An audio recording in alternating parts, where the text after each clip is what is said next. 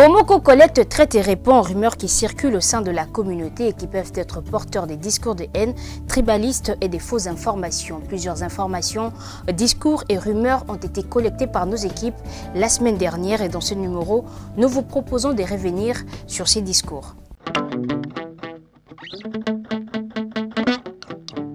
Un aveugle ne peut pas être candidat aux élections.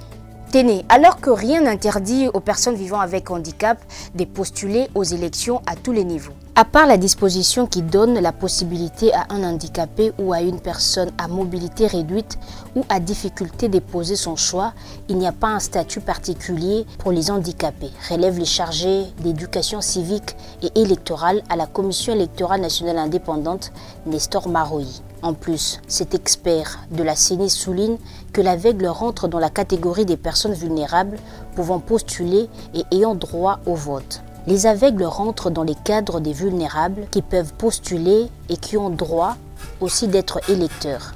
Pour les personnes à inclusion réduite, la loi stipule que toute personne qui est en incapacité de voter peut se faire accompagner ou assister par un électeur de son choix.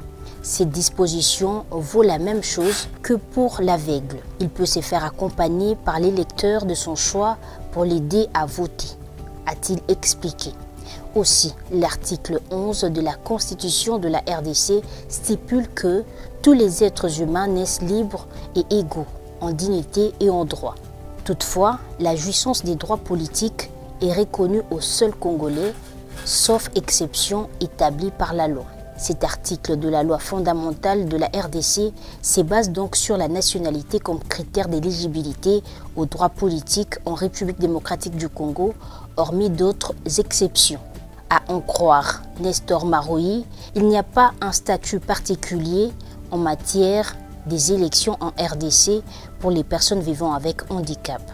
Il relève en outre que la Commission électorale nationale indépendante avait pris la disposition de recevoir les femmes enceintes, les handicapés, les personnes âgées comme les personnes prioritaires sur la file d'attente afin de leur permettre de poser leur acte de vote. Vos avis nous intéressent. Si vous avez une question ou une suggestion, vous pouvez nous la laisser en commentaire au bas de cette vidéo.